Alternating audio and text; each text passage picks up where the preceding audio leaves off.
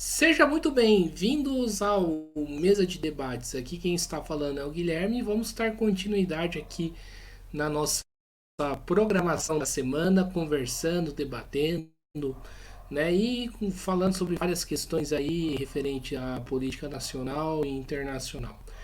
Hoje vamos falar sobre, né, as políticas, né, de privatização do Tarcísio, né, que envolve aí vários setores públicos, incluindo deles o metrô de São Paulo, o CPTM.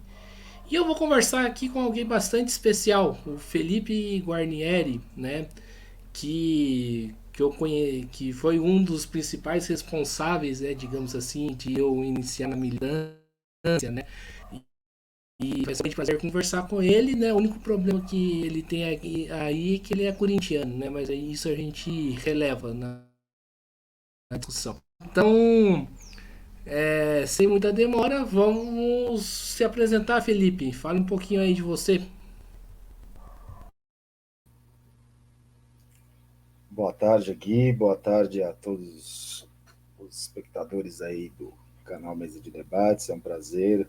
Agradeço o convite. Hoje eu sou operador de trem do metrô de São Paulo. Eu trabalho na linha 1, azul, que faz o trecho de Jabaquara a Tucuruvi. Faço parte também da diretoria do Sindicato dos Metroviários de São Paulo, a partir da ala do movimento Nossa Classe, que é parte dessa diretoria do sindicato. E vim falar aqui um pouco sobre as privatizações, a pedido do Gui, a pedido do canal, falar um pouco, aproveitar esse tempo que a gente vai ter para detalhar mais essa nova ofensiva de privatizações do Tarcísio no estado de São Paulo, que atinge o metrô, atinge a CPTM, atinge a Sabesp, atinge portos, mas que também tem uma expressão a nível nacional com esse novo governo do Lula-Alckmin.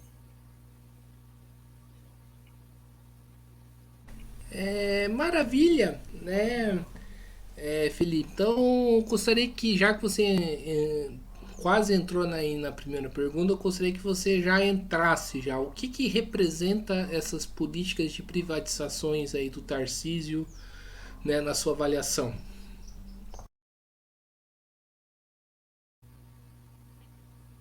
Olha, em primeiro lugar, é importante deixar marcado que a política de privatização levada à frente pelo governo Tarcísio, ela não vem de agora.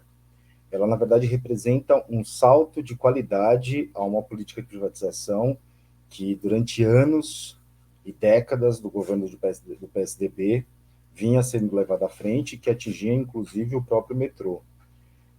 Quando eu falo em salto de qualidade, eu estou querendo dizer em relação aos objetivos que o Tarcísio vem anunciando. Porque se a gente for pegar os anos de governo do PSDB, em particular no metrô, vou tratar especificamente do metrô agora, para poder entender um pouco o que significa essa praticamente declaração de guerra que o Tarcísio está levando à frente contra a nossa categoria. Porque nos anos de PSDB em São Paulo, existia um plano de estatização que previa privatizar as novas linhas de metrô em base ao que se chamava de rede de expansão do metrô. Então, antigamente em São Paulo, você tinha basicamente a linha 1, a linha 2, a linha 3 e a linha 4 do metrô. Os novos metrôs que foram criados, assim como as novas linhas de ferrovia, elas nasceram já privatizadas a partir do que era esse plano de expansão que o PSDB levava à frente. E, em particular, a linha 5, que era estatal, quando teve a ampliação da malha metroviária dela, também foi privatizada, isso, se eu não me engano, no ano de 2018. O que muda agora com o governador Tarcísio? É que, para além dessa rede de expansão, o que está colocado nesse recente anúncio que o governador fez é a privatização das linhas hoje que são estatais, ou seja, tanto a linha 1, tanto a linha 2, tanto a linha 3, quanto a linha 15, que hoje são operadas e administradas pelo Estado, passariam, conforme o cronograma que ele anunciou, para as mãos da iniciativa privada, que na prática é um jogo de cartas marcadas. Quem vem concentrando o monopólio de administração dessas linhas, é o grupo CCR, o mesmo grupo que, inclusive, assumiu, no último período, o controle das linhas 8 e 9 da CPTM, o que a gente chama, né, de Via Imobilidade, né, porque a empresa chama Via Mobilidade, mas a quantidade de transtornos que ela já causou para os milhões de passageiros que tem que utilizar todos os dias para ir e voltar ao trabalho, nos seus momentos de lazer, a quantidade de transtornos e, inclusive, risco na vida desses passageiros, né, com as constantes falhas, com os constantes acidentes e com o nível de precarização em prol do lucro dessas empresas que vem sendo realizado, é um negócio absurdo que recentemente até teve denúncia no próprio Ministério Público e emissoras como a TV Globo tiveram que denunciar em programas de grande audiência como Fantástico. Claro que não defendendo como parte do seu editorial, né, a estatização dessas linhas, mas mostrando como a crise da política de privatização ela está subordinada a um aspecto de hegemonia do próprio capital, que precisa readequar as suas formas operacionais para não gerar esse desgaste que tem riscos concretos do ponto de vista dos governos. Então, eles pretendem readequar essa política de privatização e é isso que o Tarcísio vem fazendo agora, né? Reorganizando uma ofensiva, um arsenal de guerra contra os trabalhadores, contra a população, e que nós, trabalhadores, estamos tentando resistir a esse tipo de política. No caso da Sabesp, também é a grande plataforma que o Tarcísio, inclusive, utilizou na própria eleição dele, né, como representante do bolsonarismo em São Paulo. A Sabesp foi uma das principais empresas que ele colocou como centro. Ele divulgou recentemente o modelo de privatização da Sabesp, que seria baseado no modelo de follow-on, que é um modelo de financiarização ao qual o Estado ele colocaria mais ações da Sabesp para vender no mercado financeiro, e isso aumentaria a participação do controle majoritário das empresas privadas. Então, essa é um pouco da situação do que significa esse salto de qualidade na política de privatização, que a gente, como trabalhador dos setores de transporte, trabalhadores do setor de saneamento e dos serviços públicos em São Paulo, encara como uma declaração de guerra e que é necessário a gente ter uma resposta à altura desse governo que quer entregar um direito público, direito do transporte, para a mão dos principais empresários nas mãos dos principais empresários desse país, para cada vez mais ganhar mais dinheiro em torno do direito que é da população. Felipe, a gente, né, fala, critica a extrema-direita, né, e tem que criticar, obviamente, mas a gente tem que também colocar, né, que esse processo, né, de privatização, né, do metrô, nessa política privatista do metrô, né, se fortalece, né, não sei se não diria se começar, né, começa, mas acho que se fortalece bastante na época do governo Alckmin, né, que hoje é vice-presidente aí da República. Gostaria que você falasse um pouquinho, né, sobre isso.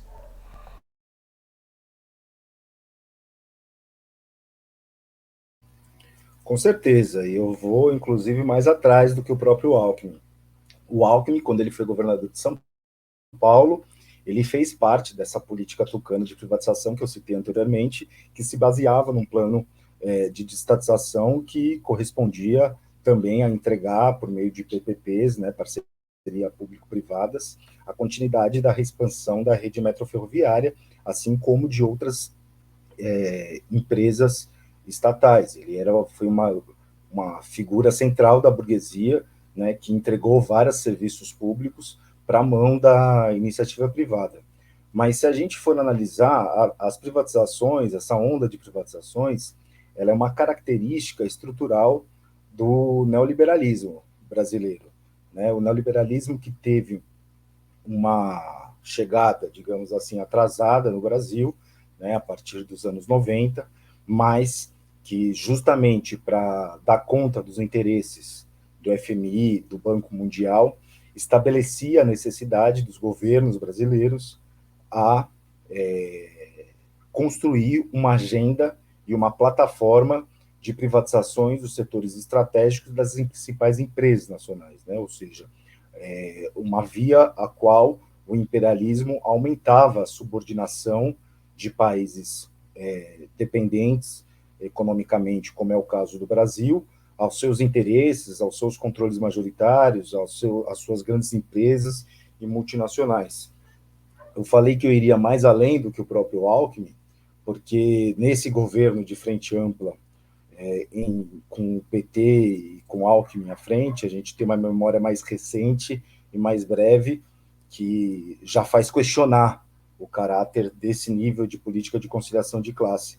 Mas se a gente for ver o desenvolvimento histórico, a partir dos anos 90, do neoliberalismo, o próprio PT, que muitos militantes da esquerda reivindicam como o PT das origens, né? Ou seja, aquele PT da década de 90, depois da votação que o Lula teve nas eleições de 1989, um período que foi posterior que a direção petista havia negociado, num contexto de ascenso da classe operária, uma transição democrática, né, da ditadura para a democracia burguesa, havia conciliado e havia negociado com os militares e com grandes setores da burguesia nacional essa transição para que o capital financeiro e a classe dominante se mantivesse no regime político do país, e isso significou a destruição do ascenso operário dos anos 80, essa saída negociada. Mas quando o PT assume a sua condição de oposição burguesa, mesmo no governo FHC, que teve as privatizações, né, uma característica central das vendas que o FHC vendeu das principais empresas, o PT, por incrível que pareça, com Antônio Palocci, quando era prefeito de Ribeirão Preto, foi o primeiro prefeito, né, no país a privatizar uma empresa estatal, em julho de 1995. Essa empresa era a CETERP, a antiga Telefônica. O PT foi o primeiro partido, por incrível que pareça, são as contradições digo contradições porque o PT, na sua retórica, principalmente naquele momento, na década de 90, né, era sempre uma retórica antiprivatista, mas na prática, né, o seu papel como oposição burguesa, né, contrariava esse discurso, né, e não por acaso, quando o PT assume um projeto de país em 2002, e logo em seguida, em 2004, o Haddad é responsável por criar a lei da parceria público-privada, as famosas PPPs, que é onde o Estado entra com uma parte da quantia e o consórcio privado, a iniciativa privada outra. O PT foi responsável por privatizar uma série de empresas dos aeroportos, rodovias, ferrovias. Então, seja um governo de extrema-direita ou seja um governo de conciliação de classes, o que eu estou querendo dizer é que existe uma relação de complementariedade econômica no que diz respeito a atender os interesses econômicos e financeiros do setor dominante da burguesia, ligado ao capital financeiro e, consequentemente, aos interesses dos países imperialistas, e é um pouco do que a gente está dizendo hoje, também é um aspecto no que a gente diz hoje, de que uma política de conciliação de classes, ela acaba favorecendo e abrindo cada vez mais espaço para a extrema-direita. Se a gente for analisar as privatizações que estão ocorrendo, é um sintoma claro do que a gente está vendo, de como essa política que o PT teve, principalmente agora com o arcabouço fiscal, acaba favorecendo e fortalecendo essas privatizações dos governos estaduais e municipais. É isso que eu gostaria de falar com você, Felipe. De que modo o arcabouço fiscal, né, do governo Lula-Alckmin abre, né, caminho, abre espaço aí para as privatizações do Tarcísio?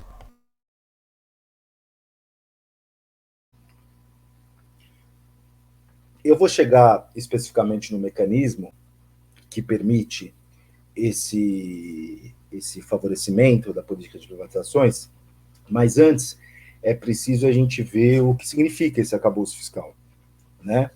O arcabouço fiscal, ele nada mais é do que a substituição da política de teto de gastos aprovada no governo golpista do Temer, né, em meados de 2017, 2018, não sei que ano foi especificamente, mas tinha já um consenso entre as próprias frações da burguesia que era necessário substituir, porque o próprio orçamento já não estava dando conta mais do antigo teto de gastos estabelecido e precisava haver esse reordenamento, né?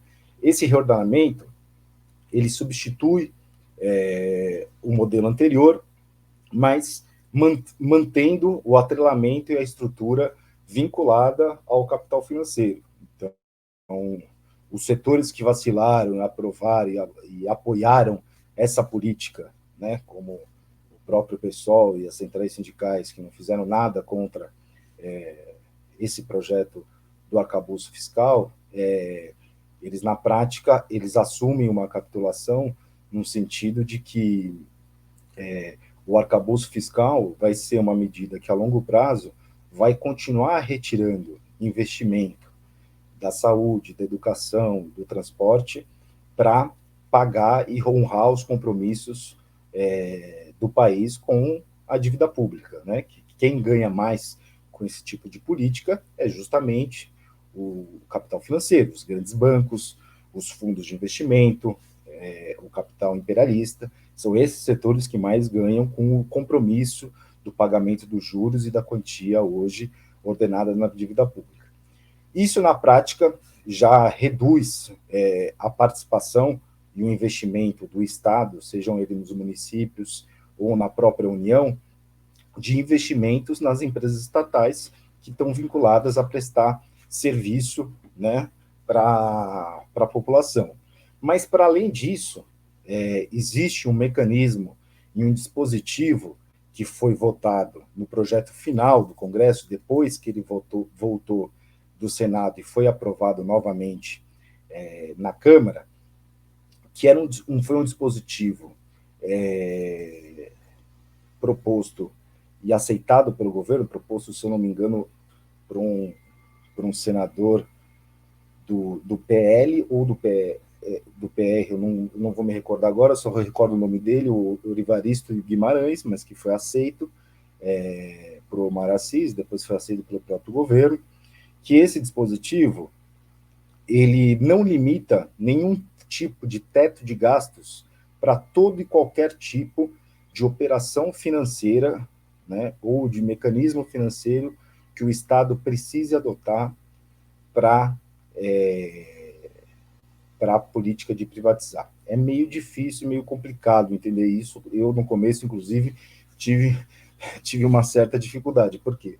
Porque existe toda uma falácia neoliberal de que privatizando você economizaria dinheiro do Estado, né, ou seja, aquele dinheiro que é arrecadado junto do poder público junto com a população, entregando a administração para a iniciativa privada. E o Estado não gastaria dinheiro e a iniciativa privada assume. Mas, justamente aquela lei que eu citei anteriormente, da parceria público-privada, em todos os modelos de concessões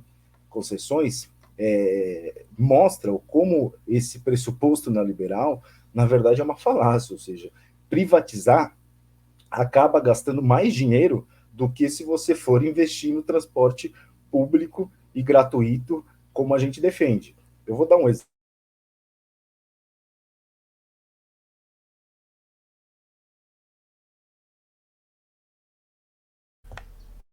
Estamos com um problema aqui na internet, na conexão, né? Aqui entrevista com o Felipe Guarnieri, né, metroviário. Pronto, voltou. Felipe, tá me escutando? Agora Bem voltou, aí? Gui. Agora voltou, Gui. Então continue a falar. Ah, perfeito. Não, o que eu ia dar, na verdade, agora, é um exemplo de como funciona a participação do Estado nessa operação financeira que envolve o modelo de concessão das privatizações, que justamente esse dispositivo que está presente no arcabouço fiscal, que não limita a participação do Estado financeiramente nesse modelo. Por exemplo, o edital da linha 7 da CPTM em São Paulo, que estava previsto para agora, novembro desse ano, o Tarcísio, em alguns canais de comunicação, chegou a dizer que pode ser que adie por conta da concorrência, enfim, mas o fato é que existe um edital previsto para novembro desse ano da linha 7 da CPTM. E nesse edital, o arranjo feito, ele é um completo absurdo, que dá para vocês entenderem bem esse exemplo que eu estou querendo mostrar do arcabouço fiscal. O teto máximo para empresa privada, seja ela um grupo nacional ou internacional, arrematar no leilão é de 6 bilhões de reais. Ou seja, é o valor máximo estipulado que a empresa pode dar de lance para arrematar a linha 7 da CPTM. Nesse contrato, a empresa que ganha esse contrato, ela vai seguir a seguinte diretriz. O Estado, provavelmente, via BNDES ou Tesouro Nacional, inclusive é bom destacar um parênteses aí, porque o BNDES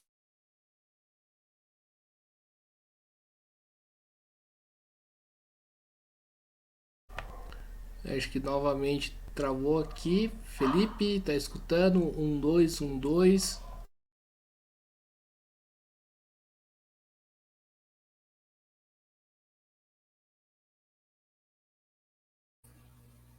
Opa, voltamos. Voltou. Continue a falar, Fê.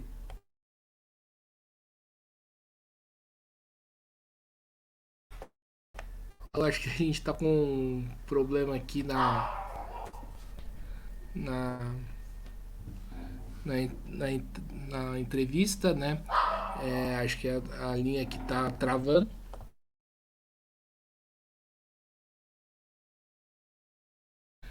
É, aqui entrevista aqui com o Felipe Guarnieri, acho que foi, espero que não ter nenhum problema mais. Então, Felipe, continue a falar o que você estava começando a dizer.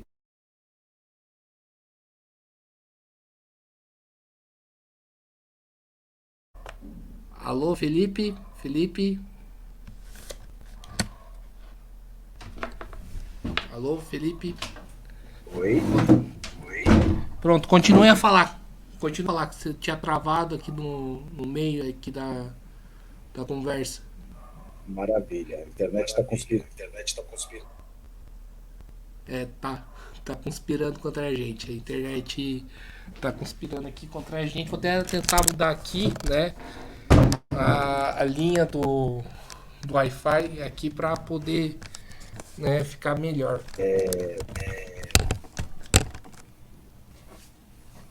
Pronto, pode falar, Felipe. Vamos lá, vamos ver se agora dá certo. Mas dando continuidade ao exemplo, depois do valor estipulado máximo de 6 bilhões de reais, o Estado ele tem um investimento inicial de 14 bilhões de reais. Ou seja, a empresa, digamos assim, que ela adquira a linha 7 pelo valor máximo, ou seja, de 6 bilhões de reais. O Estado imediatamente já te dá na mão 14 bilhões de reais. Já teria aí um capital de investimento de 8 bilhões. Só que a empresa que assume, ela só tem o compromisso de investimento de 12 bilhões ao longo de 30 anos.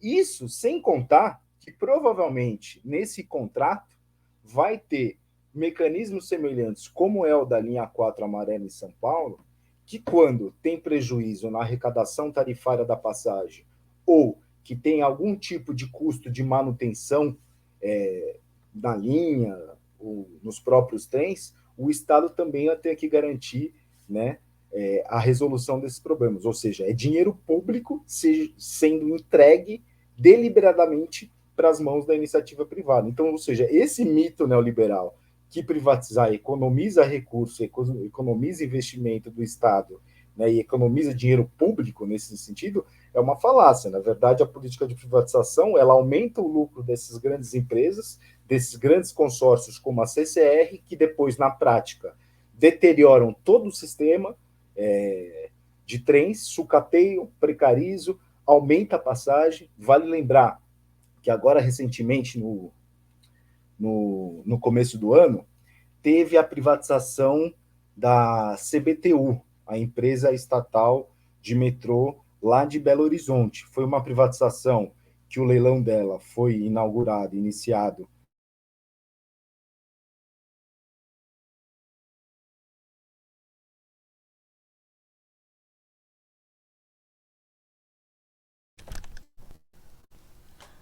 Aqui acho que novamente com um problema, acho que deve ser um problema aqui na internet do Felipe, né? Peço aí um pouco a paciência, né, do público. Pronto, voltou.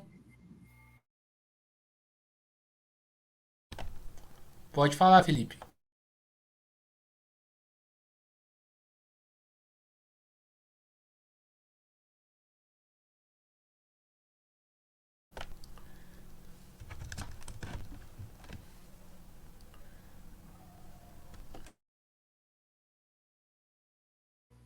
Opa, Felipe, tá escutando? Tá escutando? Um, dois, Felipe.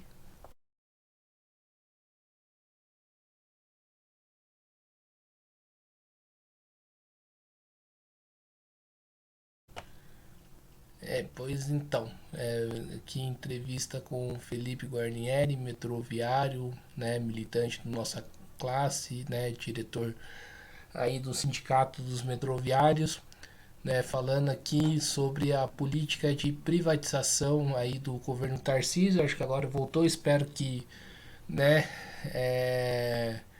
o negócio funcione bem. Felipe, continue a falar.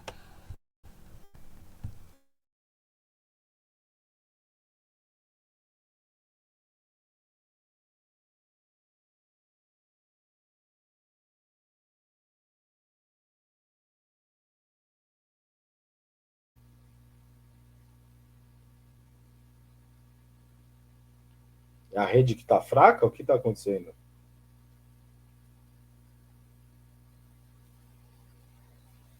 Se você Agora eu não estiver estou perto da discutindo. conexão do Wi-Fi, você está perto da conexão do Wi-Fi? Se você estiver perto da conexão do Wi-Fi, ajuda. Estou sim, eu estou bem perto da conexão do Wi-Fi. Ah, então vai ser, a gente vai ter que fazer na raça mesmo. É, o, então, Felipe, você falou aí do mito, né, liberal, né, neoliberal, de que privatizar reduz aí os gastos públicos, né? Existe outro mito também, que é em relação ao mito de que privatizar melhora, né? Só que assim, a pior, falando no caso do metrô, a pior linha, né, do metrô, na minha opinião, né, pessoal, é a linha 4 amarela, que é horrorosa, né? Não por culpa dos funcionários, né, que são precarizados e tal, mas sim por culpa da política privatista que existe lá, né? E próprio metrô, né, que privatizou aí a bilheteria, né, do metrô, agora com aquele QR Code horroroso, né, que precisa usar, né, para embarcar pro metrô. Eu gostaria que você falasse um pouco, né? Privatizar realmente melhora? Porque pelo metrô, pelo visto, não, né?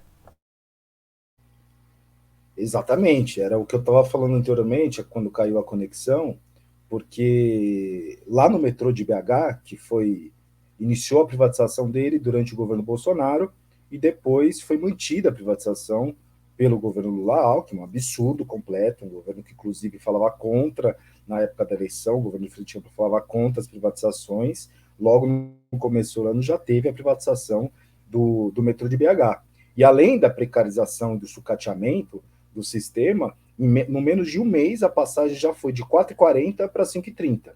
Ou seja, é justamente isso que a gente está dizendo, que a privatização, na verdade, ela onera mais a população, faz a população gastar mais dinheiro, a tarifa sobe e o serviço ele fica mais precário, que nos metrôs também é resultado dessa política de privatização e terceirização. Você deu o exemplo da linha 4 amarela, que tem um contrato de concessão que também é um absurdo, a CCR ela lucra praticamente bilhões, né, com o dinheiro, o direito da população, oferece um serviço totalmente precário, né, a partir de terceirizar as principais funções, isso nas linhas estatais também é uma política que, mesmo a linha sendo estatal, a direção da empresa, do metrô, junto com o governo, já vem avançando, terceirizando vários serviços, né, do metrô. Você deu o exemplo da bilheteria. Ontem mesmo a gente recebeu a notícia de mais um ataque do governador Tarcísio, que seria a terceirização da linha de bloqueios. O que é a linha de bloqueios? A gente chama justamente os postos vinculados ao atendimento à população. Geralmente, quando vocês pegam o metrô, tem um funcionário lá na cabine da SSO ou na cabine da Catraca. Esse funcionário hoje ele é um funcionário concursado, tem seus direitos, né? E que, apesar de serem atacados nos últimos anos, tem os seus direitos garantidos. E agora o Tarcísio também anunciou, junto com a direção da empresa, que vai terceirizar esse posto, que vai significar um ataque brutal, né, à nossa categoria, que não está descartado, inclusive, a extinção dos postos de trabalho, possíveis demissões, e a terceirização, ela, na verdade, é um método mais cruel da ganância capitalista.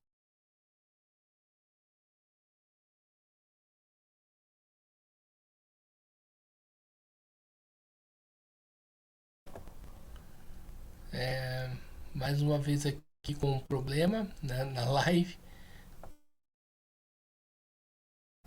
Alô, alô, Felipe, Felipe, Opa! dois.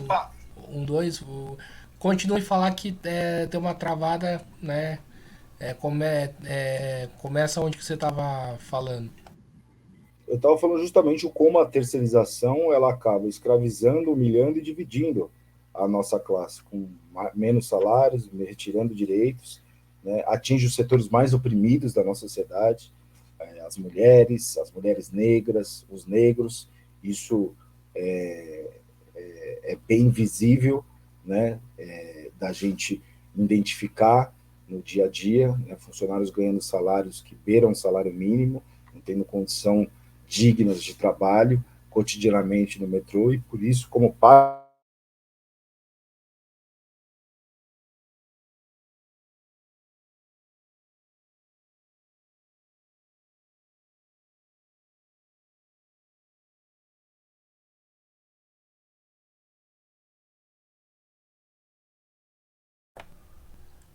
Mais uma vez tá bastante complicado aqui, né? Travando, né? Vou ver se aqui se a internet, se é culpa aqui da internet. opa, Tá complicado, né? Mas vamos que vamos. Né? vamos lá. Tá difícil. Não, eu tava falando justamente como a nossa luta contra a privatização e a luta contra a terceirização, na ala que a gente atua dentro da diretoria do sindicato, que é o movimento Nossa Classe, desde a nossa atuação no metrô de São Paulo, a gente sempre defendeu historicamente, e hoje é um programa assimilado pela diretoria do sindicato, inclusive aprovado nos congressos da categoria. A necessidade dessa luta está vinculada pela defesa da efetivação de todos os trabalhadores terceirizados, com iguais salários, iguais direitos aos trabalhadores efetivos, porque isso é parte de uma batalha estratégica para enfrentar os nossos inimigos. O quanto mais a gente unifica a nossa classe, que desde principalmente da última ofensiva neoliberal vem sendo dividida pelos patrões, pelos governos e pela burguesia, mais força a gente vai ter para lutar contra os nossos principais inimigos. Felipe, nessa briga, né? Nessa, digamos assim, confusão toda, né? Como que se posicionam, né? As principais centrais sindicais, CUT e CTB, o que elas estão fazendo ou não estão fazendo nada aí para reverter essa situação? Olha, a sinalização das centrais sindicais em relação à aprovação do arcabouço fiscal e da reforma tributária já é um sinal muito importante do que as centrais não vêm fazendo para organizar a luta dos trabalhadores, né? O apoio, seja ele passivo ou ativo desses setores à política e à agenda do governo, vem enfraquecendo muito a luta da nossa classe, né, nas oportunidades que vão se abrindo. Primeiro porque as lutas que surgem, ainda que sejam lutas econômicas, ou até mesmo lutas contra as privatizações, como foi no caso de Belo Horizonte no começo do ano, e agora recentemente a luta contra a privatização e a greve de vários dias dos metroviários de Recife, as centrais vêm isolando essas lutas que ocorrem, e principalmente não chamando nenhum tipo de plano de luta para unificar esses processos, unificar a luta e ter medidas concretas de ação contra os governos. Na verdade, o centro hoje das centrais sindicais vem sendo negociar um novo tipo de custeio sindical para reconstruir os seus grandes aparatos, isso em detrimento da pauta da classe trabalhadora, que continua sofrendo ataques do governo de frente ampla. Como se expressa em São Paulo? Em São Paulo, ligando também um pouco com as lutas que a gente já teve nesse início de ano, que também foi o início da nossa diretoria no Sindicato dos Metroviários, a gente fez uma primeira greve em março, né, que também não teve nenhuma participação ativa das principais centrais sindicais e nenhum esforço das centrais para transformar essa luta numa batalha de classe contra o Tarcísio. Mesmo assim, foi uma forte greve dos trabalhadores, apesar da direção majoritária do nosso sindicato ser do PSOL, que acaba corroborando pela política que tem de apoio ao governo de frente ampla, ainda que não esteja ligada diretamente com a burocracia sindical, esse apoio político levou esses setores a defenderem contra a greve em todas as oportunidades que a gente teve até agora nesse ano. Mas em março, mesmo assim, os trabalhadores votaram a favor da greve, foi feita uma forte greve em São Paulo, em março desse ano, parou o centro de controle operacional, os funcionários da estação, segurança, operadores de trem, e principalmente a gente conseguiu estabelecer uma relação de aliança com a população que desmascarou esse governo mentiroso do Tarcísio, porque a gente tinha realizado um desafio de abertura de catracas, ou seja, se o governador abrisse as catracas, a gente não sairia em greve, e o governador mentiu para a população, junto com a direção da empresa, tentaram organizar uma operação, entre aspas, fura-greve, né, de tentar destruir a nossa greve, dizendo que abriria as catracas. A gente se posicionou para voltar para trabalhar, mas no fim das contas ele não abriu as catracas. E mesmo assim a gente manteve a greve e denunciou nos principais meios de comunicação, né, e isso teve uma expressão importante e ganhou muito apoio da população à nossa luta, porque mostramos para a população como esse governador era mentiroso, né, que mentiu para os trabalhadores, mentiu para a população que o metrô abriria as portas aquele dia, isso para fazer valer a sua política de ataque dos direitos e privatização. O problema é que depois disso, o governo também se reorganizou. O Tarcísio, depois dessa greve de março,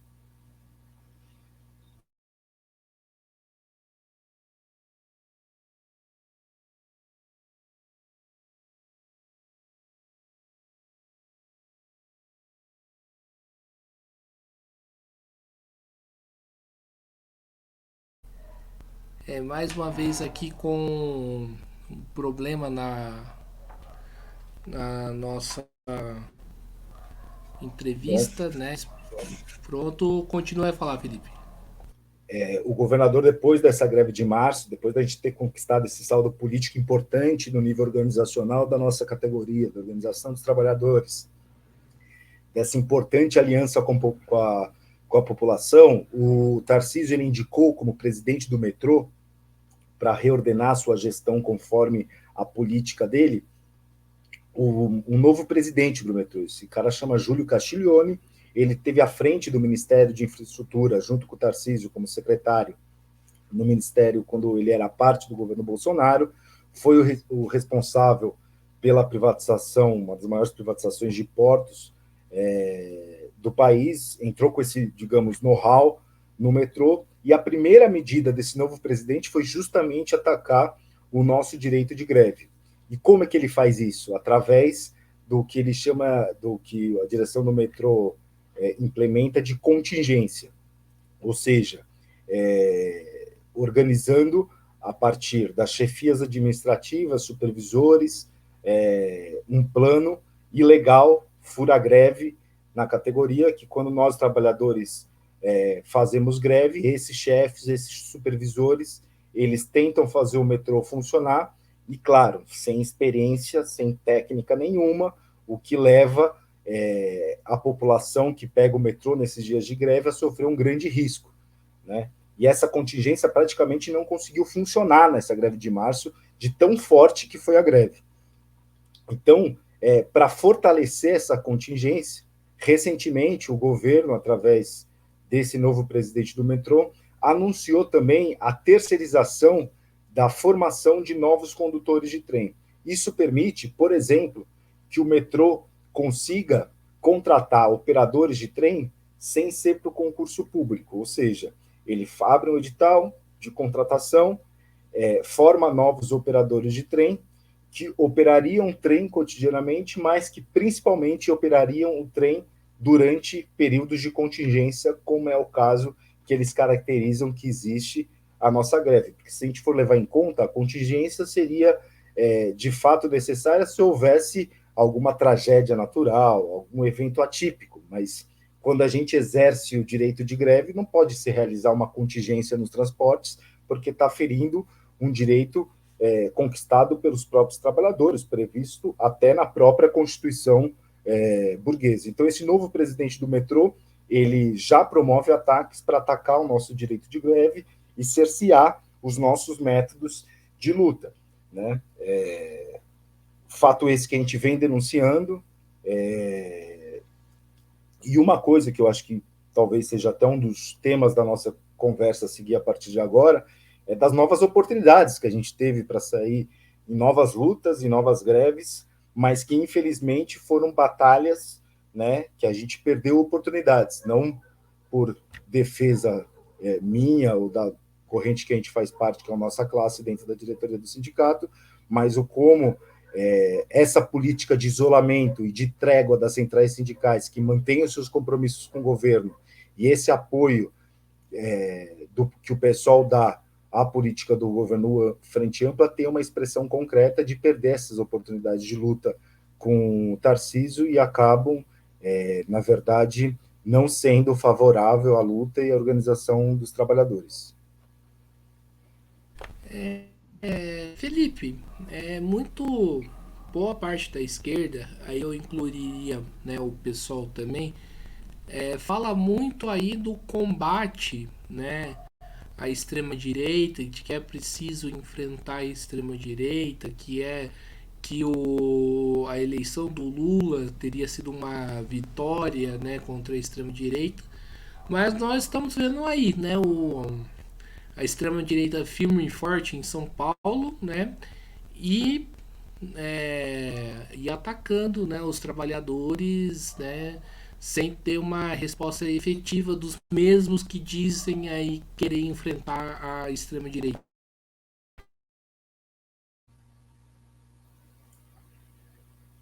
Dentro de uma guerra, quando você perde a oportunidade de vencer batalhas, de fato a consequência disso é você perder terreno político e se ausentar da principal tarefa hoje, que é justamente organizar um polo de independência de classe através do método da luta da classe trabalhadora, que é a única forma hoje capaz de frear e impor derrotas ao projeto político da extrema-direita, que ainda, mesmo com a derrota eleitoral, mantém uma força social e uma força política significativa. Quando a gente diz que a política de conciliação ela favorece o fortalecimento da extrema-direita, também está dentro desse aspecto, ou seja, quando você perde oportunidades e batalhas na luta de classes, de não organizar a classe trabalhadora como um sujeito hegemônico que se alie aos setores mais oprimidos, explorados da população contra os seus inimigos,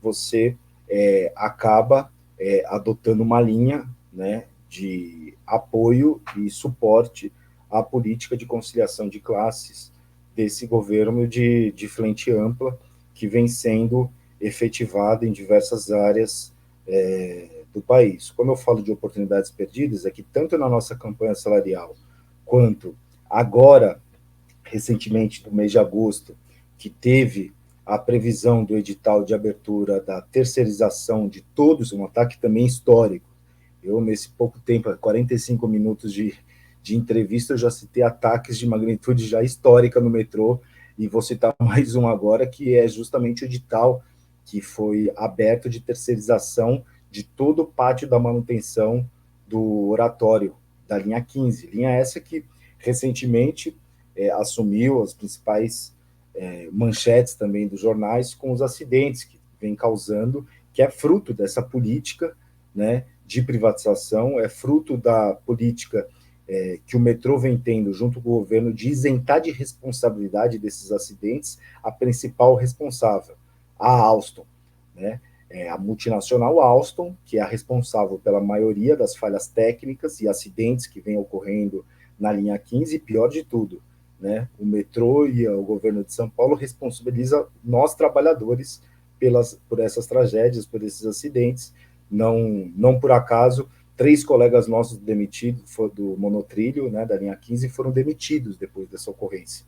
E a Alstom continuou impune. Essas demissões a gente luta também, é parte do nosso plano de luta para poder reverter. E a gente teve 2 indicativos de greve que foram também abortados pelo papel da direção majoritária do sindicato. Na campanha salarial, o próprio PSOL, e agora em agosto, tanto o PSOL como todas as correntes, praticamente só a gente defendeu a greve, e principalmente, para além da greve, né, só a gente vem levantando a necessidade do Sindicato dos Metroviários fortalecer uma exigência para que as centrais sindicais cubram de solidariedade, de apoio ativo a essa luta contra as terceirizações e privatizações na CPTM, no metrô e na Sabesp. E é isso que as centrais sindicais não vêm organizando, né? Continuam passivas, continuam com seus acordos com a política do governo de frente ampla, né? No último mês de agosto, não se somaram nos sindicatos que dirigem na CPTM, seja a CUT, seja o GT, como na própria Sabesp, a CTB, não se somaram ao indicativo de paralisação. Se a gente fosse sair em greve em agosto, seria somente nós, metroviários, e ao fato de não ter essa luta conjunta ainda hoje, é sem dúvida um aspecto muito débil que vem permitindo o governo avançar, e cada vez que a gente recua nessas oportunidades que a gente perde em poder dar a batalha, né? Quando eu falo a gente, é no sentido da classe trabalhadora, porque eu acho que o correto seria aproveitar essas oportunidades e organizar batalhas e ganhar territórios contra a política e estratégia do governo, mas que por responsabilidade dessas direções, da burocracia sindical, do PSOL, e até quando outras correntes da dita extrema-esquerda, como o PSTU, outras correntes minoritárias do PSOL, acabam não organizando e não defendendo essa exigência para que as centrais sindicais unifiquem as lutas, vão para a greve, vão para a luta, acaba fortalecendo novas medidas do governo. Ou seja, de março para cá, que foi esse período que a gente vem conversando aqui, cada vez que a gente recuava de uma greve, novos ataques, sejam eles econômicos, atacando direitos econômicos da nossa classe, da nossa categoria, sejam eles políticos, avançando no terreno da política de privatização, vem acontecendo e vem desenvolvendo. O último, mais recente, é justamente esse que eu coloquei, que ocorreu ontem com o anúncio da terceirização dos postos de atendimento nas linhas de bloqueio das estações. Então, isso é um problema bem concreto, que a gente não pode mais perder oportunidades desse tipo, porque seguir perdendo batalhas para o governo vai significar, no resultado final, a gente perder essa guerra de classe contra o governo. Perfeito, Felipe. Felipe, pegando a questão do metrô e tentando sair um pouco dela, né, da questão aí das correntes. É, Você fala aí bastante do pessoal, né? Coloca aí a responsabilidade do pessoal. Acho que para o ouvinte entender o que está acontecendo, né, com o pessoal na avaliação que está levando o pessoal a tomar esse tipo de política.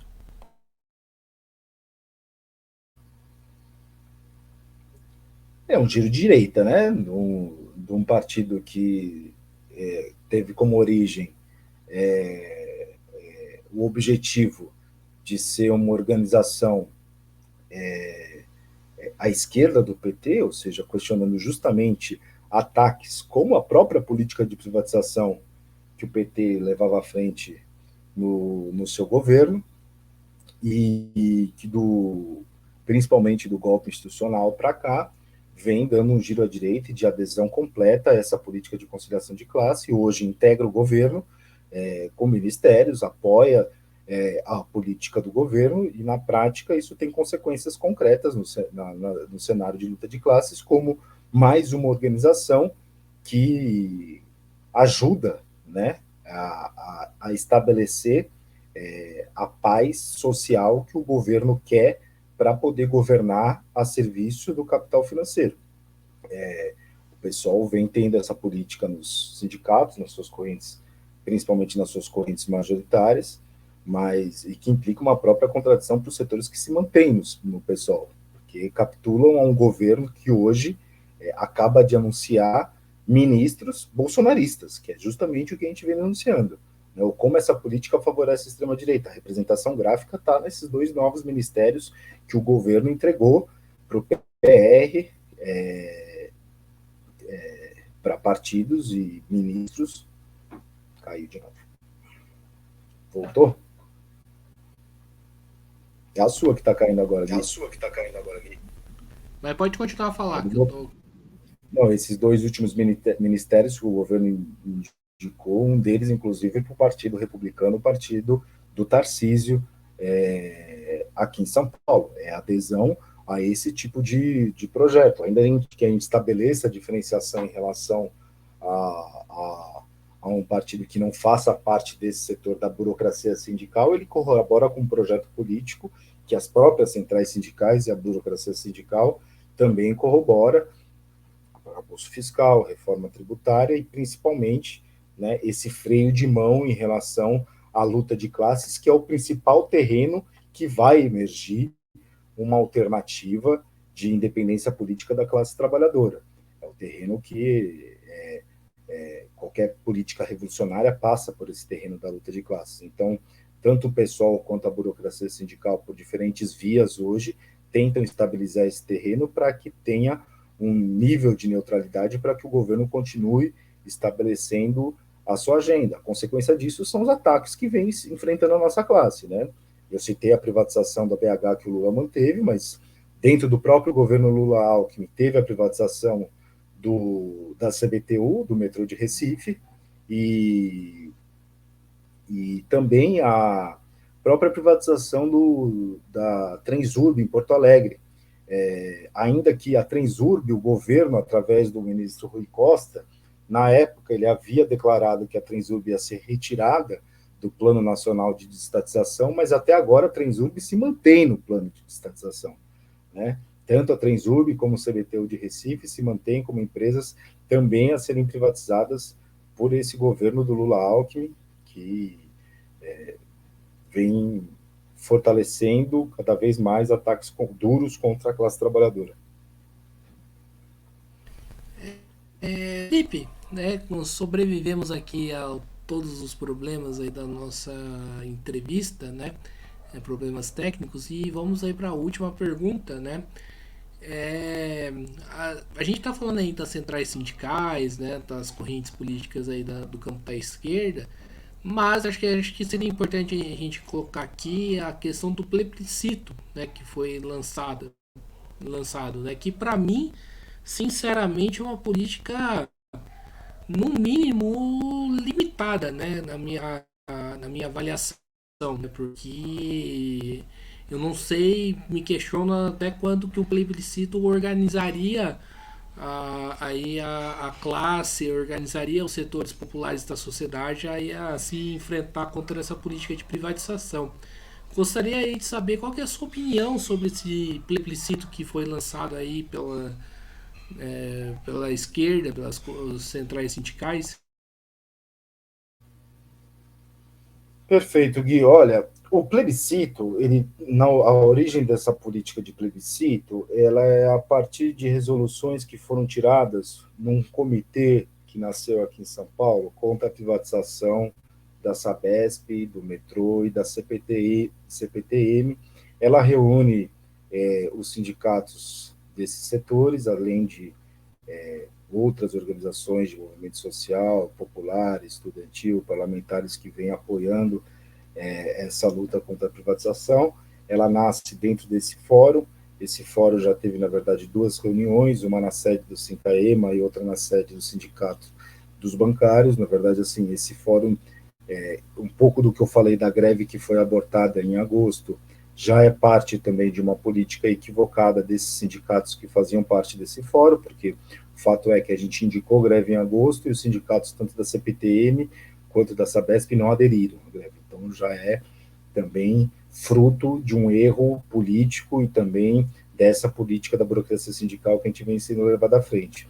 E, paralelo a esses indicativos de greve que teve na organização desse comitê, também teve essa proposta de realização desse plebiscito que iniciou agora, né, na semana passada, né, vários lugares que ia passar agora em várias estações do metrô, em outros locais de outras categorias que estão apoiando esse plebiscito, alguém se deparar com alguma urna, é parte dessa iniciativa que esse comitê teve.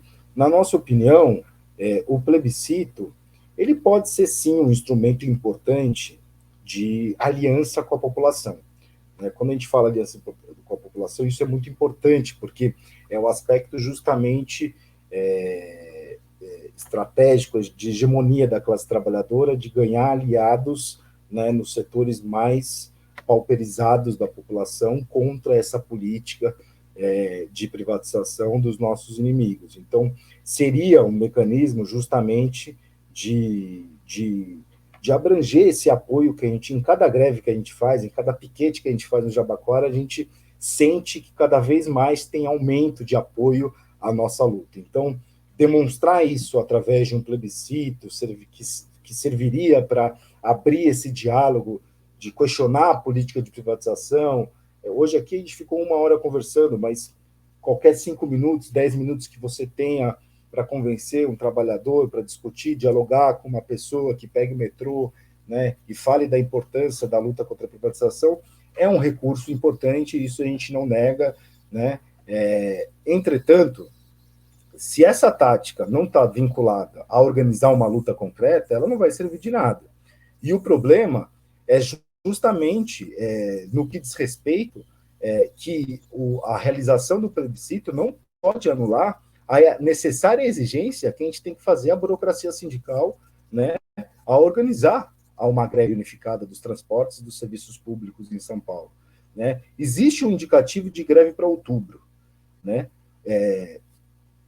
Que, enfim, até lá precisamos construir a greve, e ainda mais agora, com essa quantidade de ataques, é mais do que imediata a necessidade de uma greve hoje. Inclusive, outubro já está relativamente meio longe do ponto de vista da quantidade de ataques que eu citei aqui durante esse tempo que a gente conversou junto, em relação ao que só está indicado mais para frente. Mas, para fazer com que as centrais não traiam novamente essa luta, como já ocorreu, né? Se a gente for pensar tanto a greve contra a reforma trabalhista quanto a greve contra a reforma da Previdência, teve uma traição brutal das centrais sindicais que simplesmente entregaram esses direitos e ajudaram o governo a passar cancelando e traindo as lutas unificadas da classe trabalhadora. A gente tem essa experiência viva, concreta, de um passado recente. Então, o plebiscito ele não pode se transformar em quê, Gui?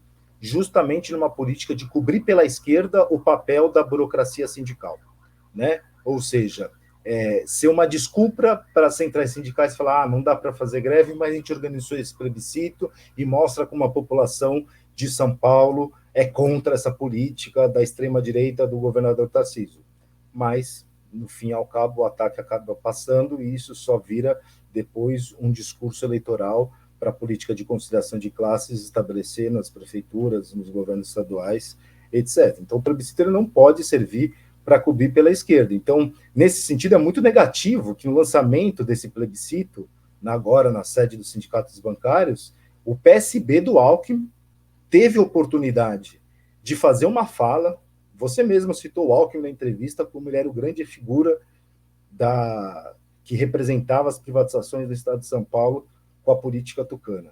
Esse partido do Alckmin, da Tabata Amaral, né, que foi a favor da reforma trabalhista, foi a favor da reforma da Previdência, que é uma das que pleiteia também candidatura para a Prefeitura Municipal de 2024. O partido do Alckmin, o partido da Tabata Amaral, teve direito à fala, e nós, por exemplo, do Movimento Nossa Classe, que temos essa política que a gente tentou esclarecer aqui nesses poucos minutos de entrevista, a gente não foi permitido a abertura de fala para a gente.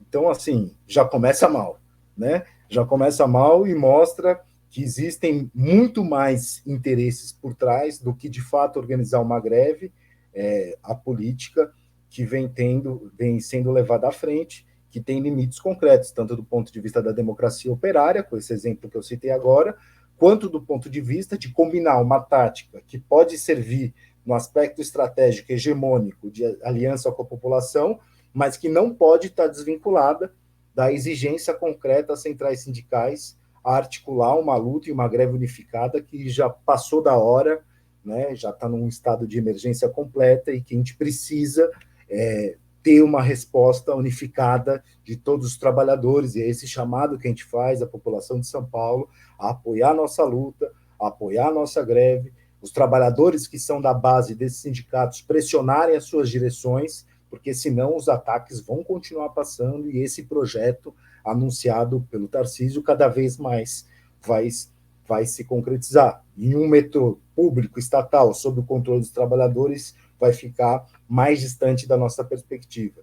E eu coloco isso porque essa é a forma mais racional do que a gente deveria lutar pelos serviços públicos na cidade de São Paulo. Serviços públicos na cidade de São Paulo e os setores estratégicos como o transporte só tem uma saída concreta à privatização se a gente tiver como objetivo colocar eles para justamente quem faz funcionar o metrô, quem circula com o metrô todo dia. O governador não usa o metrô, o governador usa o helicóptero, o carro particular, né? Mas é justamente a população, os passageiros, aliando os metroviários que têm capacidade, ou aos ferroviários, ou aos trabalhadores da Sabesp, são eles que têm a capacidade de administrar e controlar os serviços públicos do nosso estado e do nosso país.